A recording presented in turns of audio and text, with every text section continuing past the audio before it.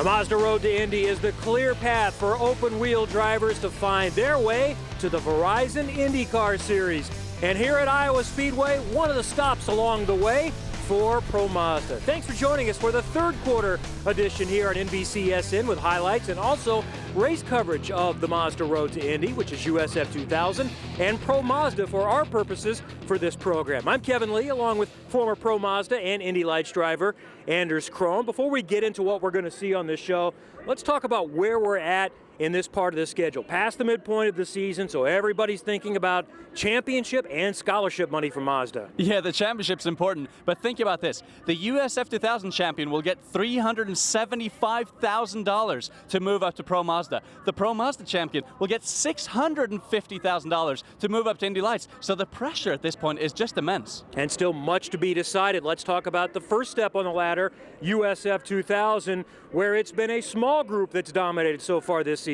Three drivers, really. Aaron Telitz, Jake Edson, and Nico Jamin have dominated this season so far, taking every single win. The rookies are getting closer, but they're still a ways away. Not many more in Pro Mazda have won, but it still seems to be a little more wide open. Oh, it's been wide open. 10 drivers every weekend seem to be fighting for the win here, but one driver's been more consistent than the other ones, Santi Arusha, so he has a slight advantage going into this race here, but it's wide open. We don't know what's going to happen. Well, the racing has been good so far this season. The drivers are trying to learn, and they're trying to rack up points towards the championship. We'll have lap-by-lap coverage here from Iowa of Pro Mazda coming up. First, we start with the first race after the month of May. It was in June in Toronto with USF 2000.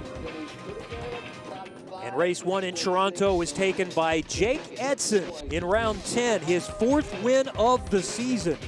Edson with a strong performance, holding off Nico Jamin, who finishes second for the third time this season to go along with his 4 wins. Anthony Martin gets his third podium, and Luke Gavin and also Rickards get their best finish of the season.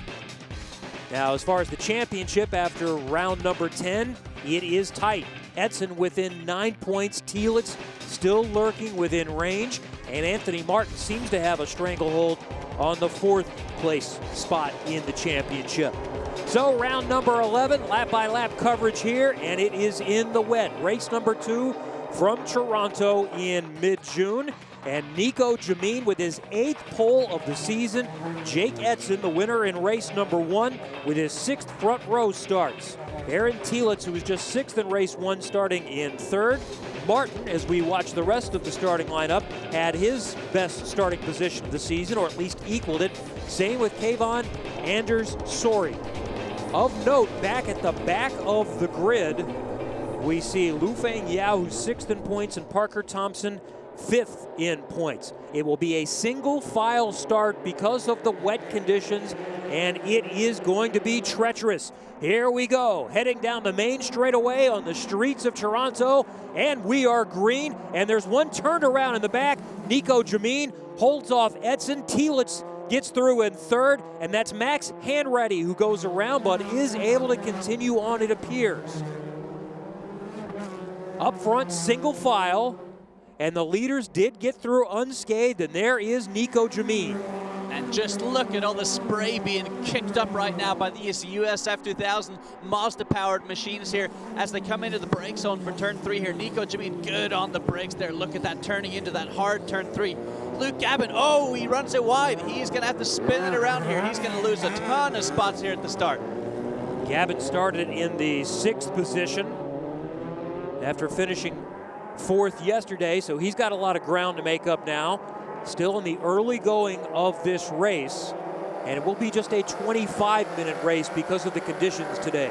On board with Anthony Martin after a podium in race number 1. And you just saw how smooth he had to be with the steering wheel there. Again, driving in the rain on the street circuit is so tough as they go over that concrete patch. There's absolutely no grip whatsoever. So on these opening couple of laps, they haven't been in the wet on this track yet. So they're learning the lines. Where is the grip right now? Look at Anthony Martin here. Going to go through the final corner, turn 11. He's going to try and look down the inside to get a run, but it's so easy to get too much wheel spin here. Incredibly tough conditions for these young drivers right now. Oh, look at this. Nikita Listachkin and Kayvon Anders Sori around there in the final corner on the track. Already the weather is catching people out. And Listashkin was in a perilous position there, starting in the 7th spot. He's still got power, trying to back it out, and it looks like he'll get going again. Anders Sori may not be so fortunate. And just look at the gap that Nico Jamin has built here on that opening lap. He has been so strong all year long, and now proving it yet again here in the wet. Aaron Telitz and Anthony Martin following there. I'm just looking at the lines they're taking here right now. They're searching for grip every step of the way. You can see that all that weather is just being kicked up, all that water. Oh, we have someone in the wall. Yufeng Lo in the wall. Yufeng Lo started in the 10th position. He's had some good results at different times this year, and that is now going to bring out a full course caution. Yufeng Lo comes in tied for 6th in the championship, has finished 5th 3 different times this season. So we've had a lot of action here going on in the opening moments. Let's go back and take a look. This is the opening of the race, and that's the spin we saw in the back with Hanratty going around. Yeah, Hanratty just stepping on the power there. Look, he tried to go for an upshift and then just stepped on the throttle a little bit too hard. Super slippery here with cold tires on a wet surface right here. Oh, look at this. It looks like Kayvon Andressori just lost it by himself, and then Nikita Listashkin came afterwards. Again, this just proving how slippery the track is at the moment. And now on board here with Kayvon, and yep, he just tries to get on power with a little bit of steering input, and he slams the wall pretty hard. The left front suspension there is definitely damaged, so he will not be able to continue. Let's take a look now at Listashkin and see he made no contact, at least with the front of the car. And this is the most recent one, Yufeng Lo, and just barely grazes. So he did not likely do any damage. And then here's another one we had not seen before, James Dayson. So this is to be expected in these types of conditions. It's who can keep it running straight, and so far it's Nico Jamin.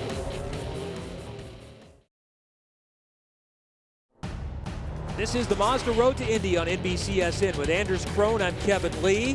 Third quarter highlight show featuring lap-by-lap coverage. This is the second race in mid-June from Toronto at USF 2000. A restart coming after a multitude of incidents early on in the race. Lap 6 working on to lap number 7.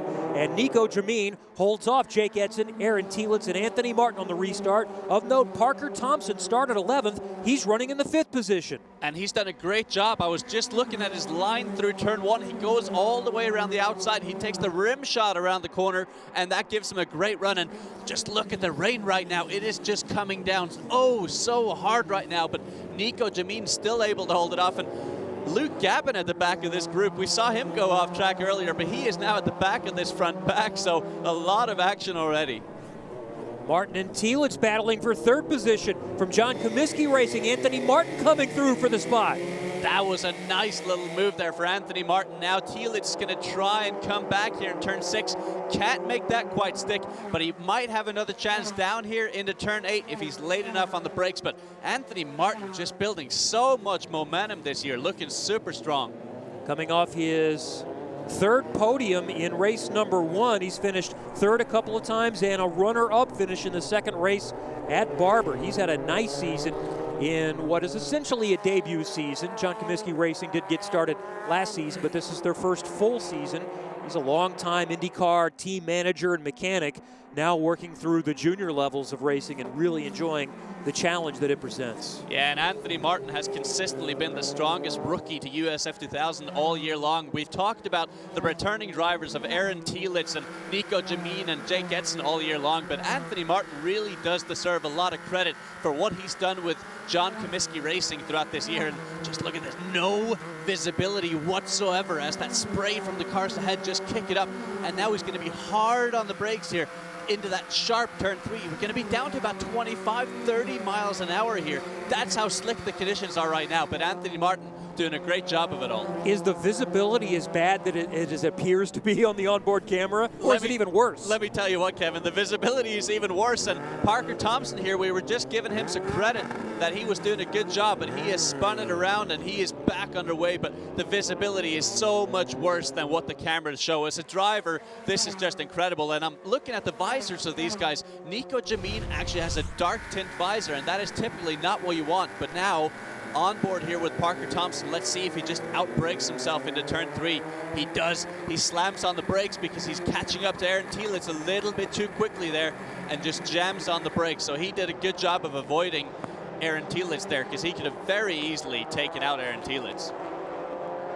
He grazed the wall there with the left front, but I'm not sure hard enough to do any kind of damage. Up front, nothing has changed. Nico Jameen in the white car. Jake Edson coming around now in the black car. Oh, see that car of Nico Jameen just sliding through that turn 2 right there. Wow, that is crazy racing right now. Down that long back straightaway up to about 145, 150 miles an hour here before slamming on the brake. Just there it is.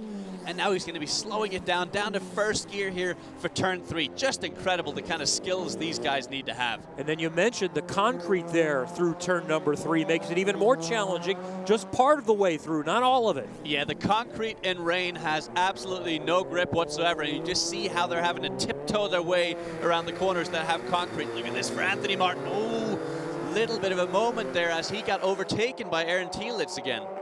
So this is again a battle for third position. Telitz is in the 3 car in front, driving for Cape Motorsports with Wayne Taylor Racing. That's the same team that the leader, Nico Jameen, is driving for. What a great little battle we have going on here. It looks like Anthony Martin is a little bit stronger on the first section of the track, but oh, look at this for Telitz down the inside through turn 2. That is some hairy stuff right there and absolutely zero visibility. That was just a moment ago, and that's how Telitz got back to the 3rd position. That's Martin trailing him from behind, and look at this view or lack thereof.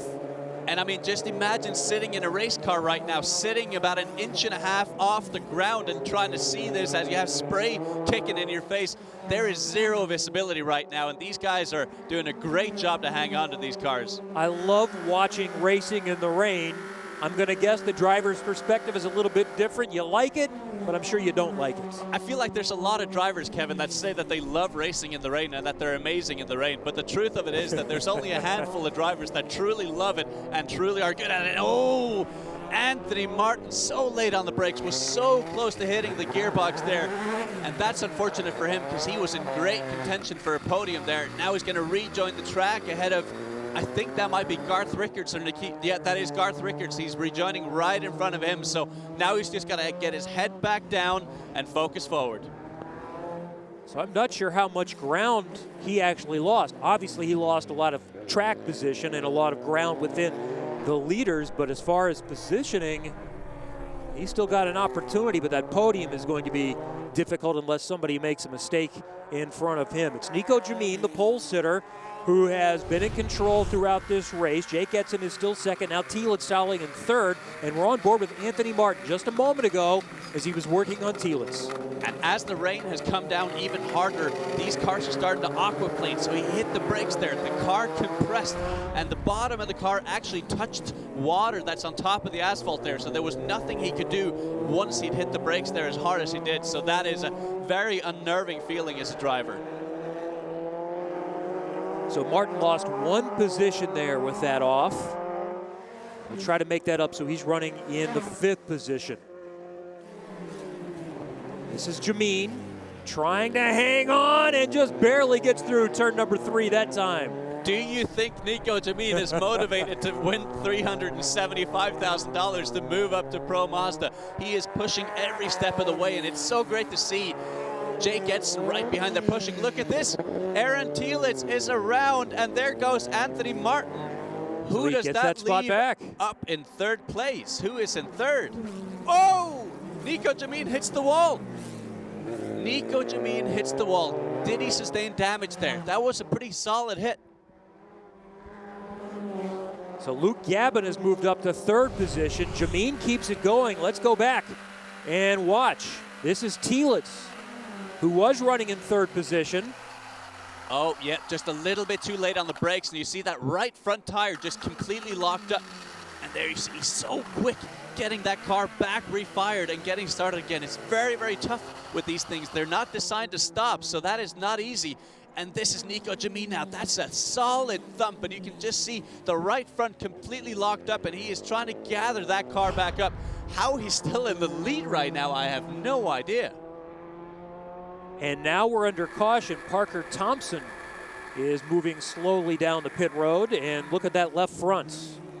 He had contact with the wall. We saw he had some issues a little earlier on. This is the most recent incident. Oh, very, very similar type of impact to the one that Nico Jamin had. So Nico Jamin, a little bit hairy, but he's still in front here in the streets of Toronto.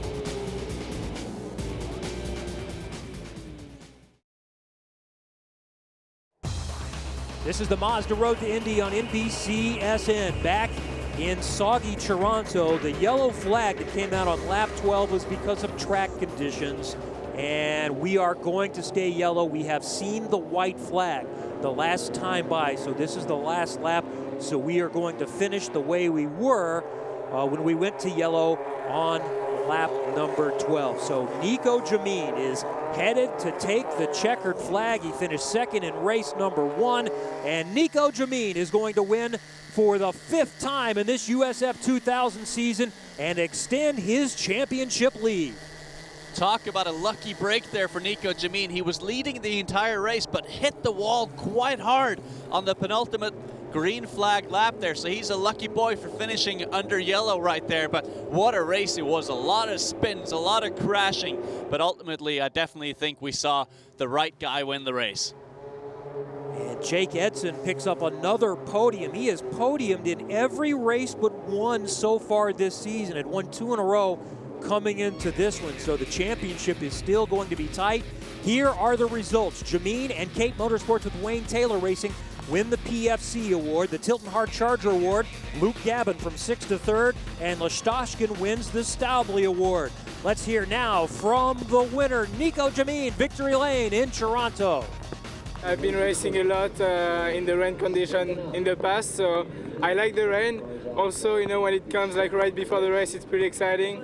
Cape Motorsport did a great job changing my car, changing the setup of my car in the pit lane. I had a great car doing all the race. The condition was really tricky, but I managed to don't do any mistakes, and that was the key, I guess. Jake came back yesterday at 9 points of me, so I wanted to get a win and to extend a little bit more my championship. So now I should be at 15 points probably, which is pretty good and comfortable heading to Mid-Ohio. Time now for the replay XD move of the race, and it's Parker Thompson. He only finished 11th, but he was exciting in the opening laps, a series of passes in that opening lap. Congratulations to Parker Thompson. And here's the championship. It's actually better than Nico thought. +2 on that. He's 17 up on Jake Edson. Telitz has got some work to do. So that's where USF 2000 stands. We're going to catch you up on Pro Mazda, including lap-by-lap coverage from Iowa, coming up next. This is the Mazda Road to Indy on NBCSN, the 3rd quarter highlight show. We move now to Pro Mazda and round 10 in Toronto. The first race taken by Florian Latour, his first win in Pro Mazda. And Pato O'Ward with his best finish. Kyle Connery, we see in 6th position, also his best finish. Anders, what's notable, though, those that did not finish up near the front. Yeah, Kevin, it was a crazy race with a big, big crash on lap 1. Wayron Tan and Neil Alberico, Timothy Bure out of the race. Race number 2, another first-time winner. It's Garrett Grist climbing on top of his car and to the top step of the podium. And Wayron Tan gets his 5th podium of the season. And for Pato O'Ward, 2nd straight podium for him. Yeah, and it was a dominant victory for Garrett Grist in wet conditions, just completely destroying the field. Very, very good job for him to take the first win of the year. So 11 of 16 complete after Toronto. Here's the championship. Santi Arusha seems to be in charge. Good battle for second, but it's not done. Maybe Alberico and Bure can make up some space and spots, and an oval up next. Round number 12 from Iowa Speedway, the 7/8 of a mile oval. Lap-by-lap coverage from here, and this is how they will start. Wayron Tan with his 6th pole of the season. He won the only other oval this year for Pro Mazda at Lucas Oil Raceway. Arusha starting 2nd, leading the championship. You can see the rest of the grid as they warm up. Will Owen starting in 3rd, equaled his best start of the season. And Dalton Kellett, who started second at Lucas Oil Raceway, only finished third there, but watch for him starting in the 4th position. Note that Neil Alberico, second in points, is starting back in 7th, and Beret, third, is all the way back in 11th. The lines 2 by 2 ready to come to the start. That's Weir on Tan in the black car with the red wings on the inside, and Santi Arusha, the championship leader, on the outside in the yellow 81. Green at Iowa Speedway for 100 laps with Pro Mazda, and Weir on Tan has the early jump. Will Owen in the green and white car trying to grab second, but Arusha is going to get it. And look at this, Florian Latour around the outside makes it 3 wide here through turn 1 and turn 2. Can he hang on now? 3 wide, 4 wide. This is crazy action at Iowa Speedway. 145-mile-an-hour average speed around this track, so the racing is frantic. And now Pato O'Ward is going to try and move around the outside of Dalton Kellett here on the 2nd lap. Let's see if he can get that job done. Yes, it looks that way. Now on board with Pato. Oh, he's going to get boxed out by one of the Juncos racing cars right there of Will Owen. Now 3 wide yet again here. Frantic racing. None of these drivers have driven at Iowa Speedway. It's an oval like Lucas Oil Raceway, but so different. Yeah, there couldn't be any more differences here. Look at this, just such a fast track. Lucas Oil Raceway, a very, very flat oval. This has a lot of banking right here, so this is completely flat out. Almost no downforce on the cars to make it go as fast as possible in a straight line.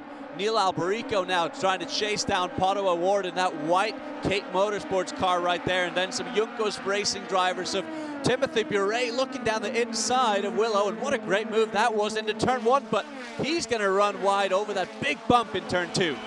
Did a nice job of hanging on to it here. On bar with Dalton Kellett now making a move to the inside, 3 wide for just a moment. And he got so squeezed down towards the apron there, right in the middle of the corner. He's lucky not to make contact with Will Owen, but this has given Timothy Bure a good run here. He's escaping that little group right there. Up front, Weir on Tan continues to control, but the best racing is back through the pack. And now Daniel Burkett looking to the inside here of Will Owen. Will Owen struggling a little bit to get up to speed initially in the race here, but he's able to hold off that position. And now Alessandro Latif looking down the inside of Daniel Burkett. And as we see this race unfold here, oval racing is so much about momentum. If you have the forward momentum, you can gain a whole lot of positions, as there might have been a little bit of contact with the wall right there. So the gray car down the low side, that's Latif. And he is just squeezing Daniel Burkett at the exit of these corners. That's almost bordering of being a little bit dirty, but so far he is getting away with it. Fantastic racing. Pro Mazda has not been here at Iowa since 2012. As we look, Kellett, look at him take a move to the inside down low. What a beautiful pass that was. He just drafted up on Timothy Bure, then popped out, and now Bure's going to try and retaliate and do the same thing. Can he make it stick? Side by side over that big bump right there in turn 2, but no, Kellett hangs onto it, and now he's going to set his sights on the next target ahead. On board with Timothy Bure. He's a race winner this season. I'm just looking at this field, Kevin, and thinking this is the strongest that Pro Mazda has ever been. We've seen so many drivers challenge not only for race wins, but the overall championship as well. And I really think this season is coming down to it as we see Timothy Bure with a big old moment right there. Alberico and Weir on Tan have 3 wins apiece. Urrutia with 2. Bure, Latour, and Grist have also picked up wins. Urrutia has the 30-point lead in the championship. Very tight after that, though, as we take a look at the leader, Weir on Tan, who won the only other oval race this season, just west of Indianapolis and Brownsburg at Lucas Oil Raceway. And not only is he a good driver on the oval, but he's also got one of the best oval teams behind him in all of history, Andretti Autosport. They've won numerous Indy 500s, so they definitely know how to set up an Indy 500 winning car, and Pro Mazda winning car as well, as we see Santi Arrutia here, the championship leader. He's doing a fine job here in only his 2nd oval race ever. And Florian Latour, the USF 2000 champion from last year, who got that win at Toronto, has really built some momentum in the season and now running very solidly in 3rd here. That's Latour there in the Mazda Soul red colors. You mentioned Andretti Autosport's prowess here. They won the last 2 times at this track in this series. It was back in 11 and 12 with current IndyCar driver Sage Karam. Connor Daly is another winner with Yunkos back in 2010. There we see the Yunkos cars going by, the green and white cars. And Iowa Speedway is just one of those ovals that all the drivers absolutely love. I remember myself coming here in Pro Mazda in 2009 and thinking, this place is insane. You have to be pedal to the metal all the way, and look at this now. Dalton Kellett with yet another run. He is on fire right now. He lost a couple of positions early on in the race, but he is just starting to claw in to the group ahead of him, now side by side with Neil Alberico, who's won numerous races this year. Dalton Kellett is on the charge, side by side. He's on the low side, and he will get the spot on Alberico. Beautiful move there for Dalton Kellett. Alberico has one shot to get it done here. He can't get it done. And now Kellett, I think, is going to just extend that lead over Alberico and start chasing down Pato Award, which will be the next victim. So Dalton Kellett now in 5th position, a 21-year-old from just outside of Toronto. He's actually an engineering student.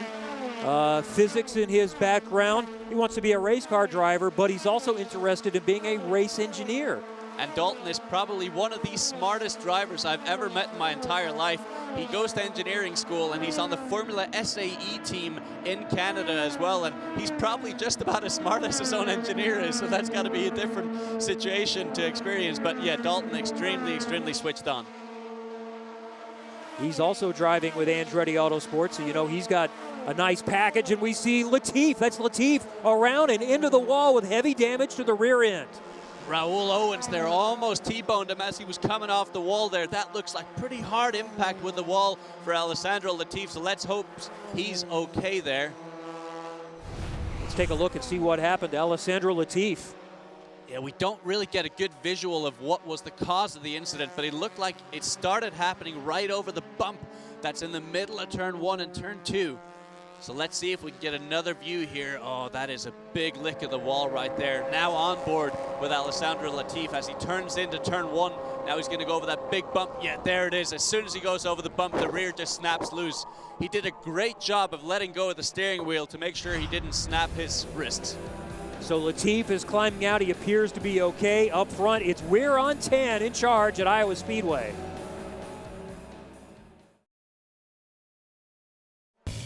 This is Pro Mazda, a part of the Mazda Road to Indy, working their way to the Verizon IndyCar Series lap-by-lap coverage of the July race at Iowa Speedway. A lap 25 out of 100 restart. It's Weir on 10 in front. Santi Urrutia in second. Florian Latour in the Sol Red car made a look for 3rd position. Not going to be able to get that. Pato Award in another yellow car restart in 4th. And that's Dalton Kellett in 5th position. Alberico, though, is going side by side with him.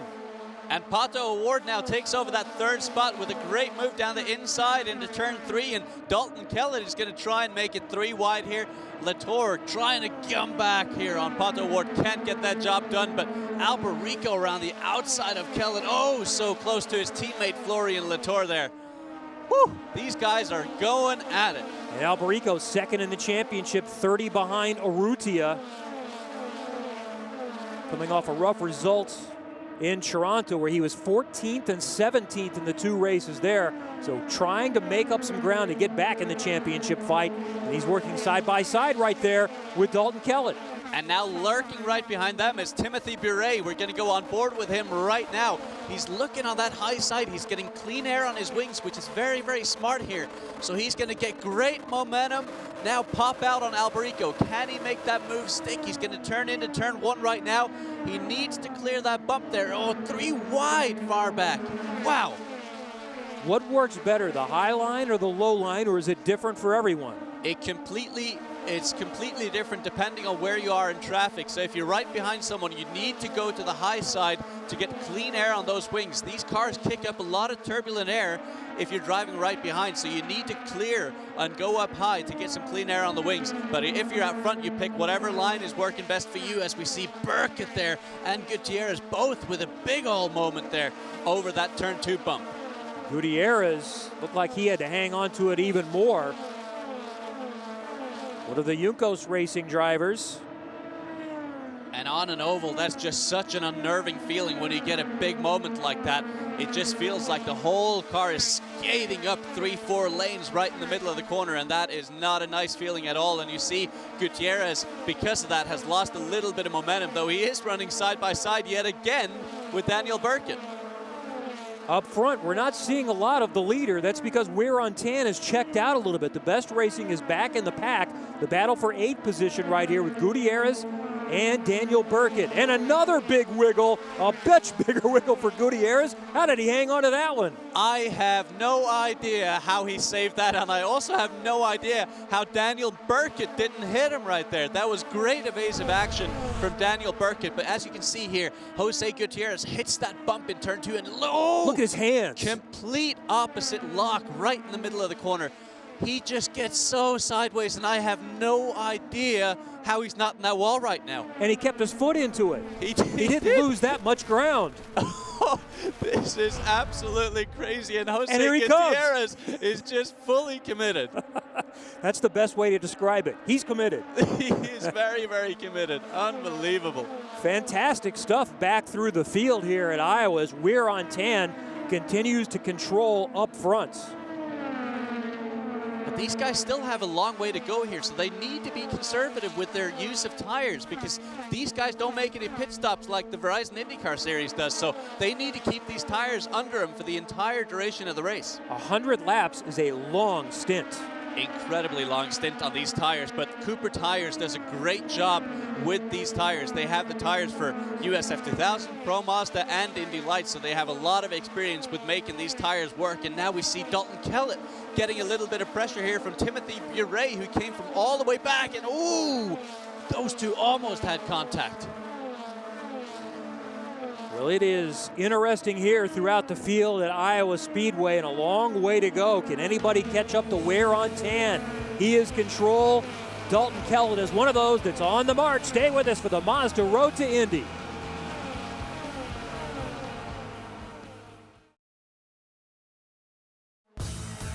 NBCSN is your home for motorsport. This is the Mazda Road to Indy. The second step on the ladder to the Verizon IndyCar Series is Pro Mazda. Lap-by-lap coverage from Iowa Speedway. While we were away, Dalton Kellett, who we see here on the low side in the 28 car, worked his way up to 4th, and now he's battling for 3rd position on Pato Award. Wear on Tan still leads. Santi Urrutia is in 2nd, so this is a battle for 3rd place. Just a great deal of respect between these two drivers right now, running side by side here at near 150 mile an hour average speed here. So it looks like Dalton Kellett has a slightly faster car right now, and there it is. He clears Pato, and it'll be interesting to see if he can pull away now or if Pato can retaliate and get that position back. But right now, Dalton Kellett has just shown a great turn of pace right now, and he is the fastest car on track by quite some margin.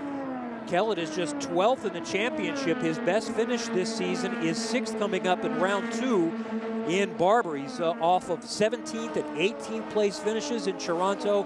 He did qualify 2nd at Lucas Oil Raceway in the only previous oval, but only finished in the 13th position. So he's on his way to his best result of the season.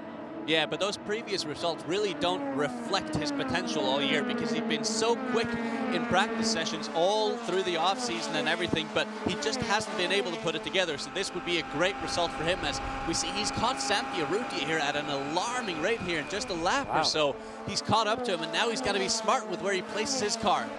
And lap traffic also factoring in here past the midpoint of the race. In the yellow car, that's the championship leader, Urrutia. Oh, Dalton Kellett, you should not be going down low there right now. What Dalton needs to do right now is go up to the high side, get some clear air on his wings. You're not going to get the job done by keeping it down low right there, Dalton. You got to go up to the high side. As you see, he got a big wiggle right in the middle of the corner, and this is actually enabling Pato Award right behind Dalton to catch up, but Dalton is going to need to go up to the high side. He's going to have another little wiggle here. Oh, he's got to be so careful right here with his car placement. Kellett looking low. Oh, he made that move stick. What a beautiful move that was. I don't know if Santi backed down, but that just looked all too easy for Dalton there, as he's tearing up the field right now. he might have a chance to challenge for the race win here if he continues this. And Urrutia is going to have to deal with his teammate Award here coming up on him in another one of the yellow Pelfrey cars. And we see Latour back there in the Soul Red car. Here is Award going down to the low side of Urrutia. Teammates side by side, and one of them leads the championship.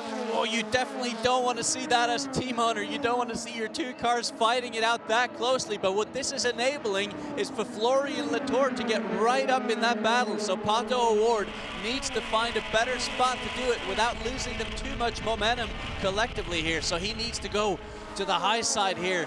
And we have Timothy Bure in that green Juncos car there, which is about to get lapped. Sorry, that's Garrett Grist, actually, that's about to get lapped up there. And Pato Award now needs to go to the high side here, get some clean air on those wings.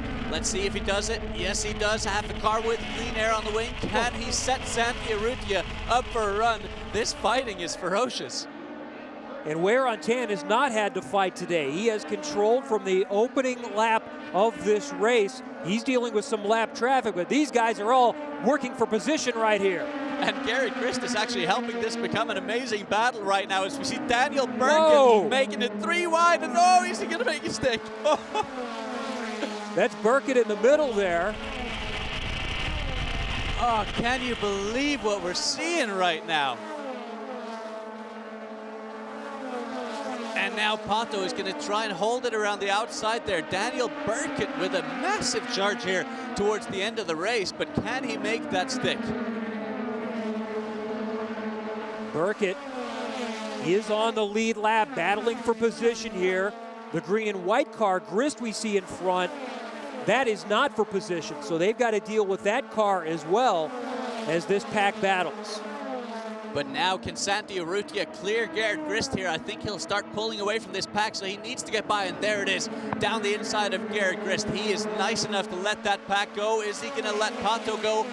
Doesn't look like it right now, but Pato needs to clear Grist here very, very quickly to stand a chance of chasing down Santi Urrutia. And this is for third position because Wear on Tan and Dalton Kellett have pulled away. That's what this little battle has allowed. The Pelfrey cars still run the same way. The championship leader, Urrutia, is in third. And here we see more action with Alberico on the high side and Latour on the low side, sandwiching in one of the Yukos cars.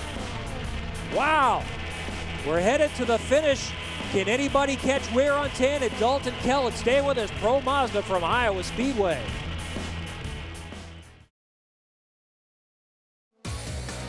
We are heading to the final 15 laps of the 100 lapper at Iowa Speedway for Pro Mazda. This is the Mazda Road to Indy on NBCSN.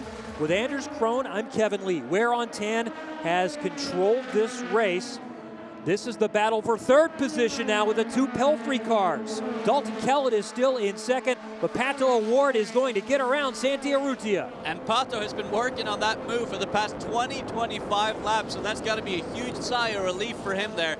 But now Santi Urrutia getting pressure here from Daniel Burkett as he goes around the outside. I'm not sure if Santi Urrutia has some sort of issue right now, but he's certainly slowing down more than we would have anticipated towards the end of the race here. This is a nice run for Daniel Burkett, who had a podium in the second race early in the season. The first weekend at St. Pete. His next best finish this year has been 9th. He is 11th in the championship, so a strong run on the oval here for Daniel Burkett. And there is our leader, Wear on Tan. Andretti Autosport looking to win for the third straight time here. They didn't race here the last couple of years, but he has been in control from the start of this race. Fran O'Reilly is one of those that helps head up that program for Andretti Autosport, looking to go 2 for 2 on the only 2 ovals this season. Just looks so solid here all throughout this track, just looks in complete control as he circles this 7/8 mile oval at 150 miles an hour. There we see Dalton Kellett. He has been catching, but I don't think it's going to be enough here towards the end of the race. And that's a lap car, Raul Owens, that he gets around there, not for position. Kellett trying to pedal to see if he can make anything up. Only one caution very early in the race, the contact for Alessandro Latif on lap number 16. And this is so far a great comeback for Andretti Autosport and Weyron Tan and Dalton Kellett after they struggled through the Toronto weekend with some crashes and stuff like that, and now they're just coming back so strong. Weyron Tan has to clear one lap car of Garrett Grist right here, but it is looking like smooth sailing for Weyron Tan. So we're starting to head towards the finish of this 2015 season. This is round number 12, a couple in Mid-Ohio. And then it's Mazda Raceway Laguna Seca coming up in September with the entire Mazda Road to Indy there and the Pirelli World Challenge. We'll crown our champion, give away the scholarship money for 2016, and recently announced the Chris Griffiths Memorial Test at a fascinating venue and a great opportunity for these young drivers. Yeah, Kevin, the Chris Griffiths Memorial Test will be held at the Circuit of the Americas, where you see the American Grand Prix being held just outside Austin, Texas. It is probably the most beautiful road course in North America at the moment, and a chance for these guys to sample a track like that is nothing short of amazing. And yeah, maybe something that's of what's to come for these guys in the future. Maybe they could race here in an F1 car or Indy car, even if they decide to go there at some point in the future. How cool is that? Testing has already been announced for 2016. They're going to change things up a little bit. Instead of the Cooper Tires Winterfest, there's got maybe a little bit of a wiggle there for Weyron Tan, but no real dramas there, at least easy for me to say outside of the cockpit. There's going to be plenty of on-track opportunities, though, next spring for these young drivers to get ready for the season. Yeah, in the middle of March, these guys are going to have the opportunity to have 4 days on track at Barber Motorsports Park, probably the second most beautiful road course in North America. And then they're going to race there probably later on in the year, and Barber Motorsports Park is just one of those confidence-inspiring tracks that every single driver loves to go to. So Anderson Promotions and the Road to Indy, or the Mazda Road to Indy, should I say, have really figured out the formula here, how to develop the next future stars of racing, not just in the driver's seat, but when it comes to engineers and mechanics and crew alike. So this Mazda Road to Indy really is vital to the future of the Verizon IndyCar Series, and it's just great to see drivers like we see here, Weyron Tan, get the opportunity to come in and do the Pro Mazda Championship, and we'd love to see him move up to the Indy Lights Championship presented by Cooper Tires next year. Weyron Tan is 4th in the championship, 43 back coming in, so he can climb up a little bit. It's kind of been all or nothing for him at times. He is looking for his 4th win of the season, and look at this pack of cars. Neil Alberico there going around the outside of one of the back markers. Now Santi Urrutia coming up to yet another back marker. That's Will Owen right there. Now, is Neil Alberico going to have a shot here at Santi Urrutia? Again, this is P1 and P2 in the championship right now. So this is vital points for both of these guys. So Neil Alberico is going to want to get by Santi Urrutia here as quick as possible. But Santi does not want to give this up for 5th place right now. Urrutia 30 points in front of Alberico coming into this round. Alberico trying to recover from a disastrous weekend at Toronto in July with 14th and 17th place finishes. Keep an eye on the green and white car, the number 7. That's Jose Gutierrez. And we saw him have a big moment earlier in the race, but he is building his momentum back up. But looking up front now, Weyron Tan, just look at how beautifully smooth he's driving right now. He was dominant at Lucas Oil Raceway earlier in the year, and now he's doing it yet again here at Iowa Speedway. 99 complete, white flag for Weyron Tan of Andretti Autosport. 7/8 of a mile is the lap, so he is a little less than a half a mile away from picking up win number 4 of this season. It has been a dominant drive, and Weyron Tan picks up the win on the oval, going 2 for 2 on the ovals in 2015. No one could challenge Weyron Tan there. Absolutely no one. He deserves this victory, as does Andretti Autosport. Dominant weekend for that crew. Dalton Kellett is going to come home in 2nd. He picks up the Staubli Award. Andretti Autosport gets the PFC Award as the team winner. Pato Award getting a podium. The Quartermaster Hard Charger Award from 13th to 6th. It's Jose Gutierrez. Let's hear from Weyron Tan at Victory Lane yet again for Andretti Autosport. We're really happy right now. I mean, the team came in 1-2. You know, team did a really good job. We're all really happy, and it's about time to celebrate. I think, you know, we had really good cars. It stayed all the way until the end. 100 laps, you know, it wasn't easy. It was actually really difficult midway through the race, but we kept our heads down and we just kept charging for it. Time for the replay XD move of the race. It's Dalton Kellett who was entertaining, and luckily for us, he had the onboard. His pass for third place on Pato Award on lap 65. Great run for him, his best finish of the season. So here's the championship, and look at Wear on Tan jumping up to second within range now of Santi Urrutia with still 4 rounds to go. Neil Alberico and Timothy Bure still not out of it, though. And don't forget, the season wraps up at Mazda Raceway, Laguna Seca, September 11th through the 13th. One more special coming up. For Anders Krohn, I'm Kevin Lee. Thank you for joining us for the Mazda Road to Indy on NBCSN.